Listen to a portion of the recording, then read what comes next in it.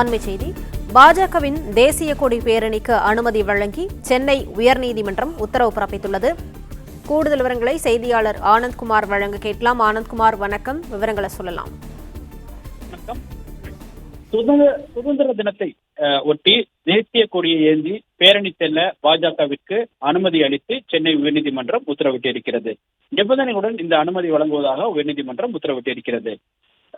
கோவை மாவட்ட பாஜக தலைவர் சார்பில் சென்னை உயர்நீதிமன்றத்தில் தொடர்ந்த வழக்கில் சுதந்திர தினத்தை முன்னிட்டு பாஜக சார்பில் மாவட்ட தலைநகரங்களில் தேசிய கொடி ஏந்தி வாகன பேரணி நடத்த அனுமதிக்க வேண்டும் என கோரி காவல்துறைக்கு மனு அளித்ததாகவும், ஆனால் அந்த மனுவை காவல்துறை நிராகரித்து உத்தரவிட்டதாகவும், எனவே பேரணிக்கு அனுமதி வழங்க உத்தரவிட வேண்டும் எனவும் அவர் தன்னுடைய மனுவில் கோரியிருந்தார். இந்த வழக்கு உயர்நீதிமன்ற நீதிபதி ஜெயச்சந்திரன் முன்பாக இன்று விசாரணைக்கு வந்தது. அப்பொழுது வழக்கை விசாரித்த நீதிபதி சுதந்திரம் அடைந்து 70 ஆண்டுகளுக்கு பிறகும் இது போன்ற நிகழ்வுகள் வழக்கு தொடர்வது வருத்தம் அளிப்பதாக தெரிவித்தார். மேலும்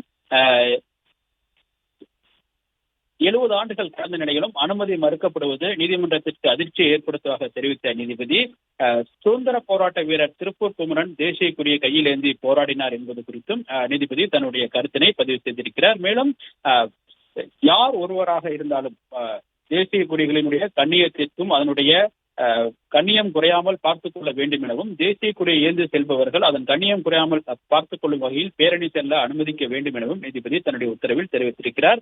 மேலும் இந்த பேரணியை பொறுத்தவரை வாகனங்களின் எண்ணிக்கை மற்றும் சாலைகள் உள்ளிட்டவைகளை முன்கூட்டியே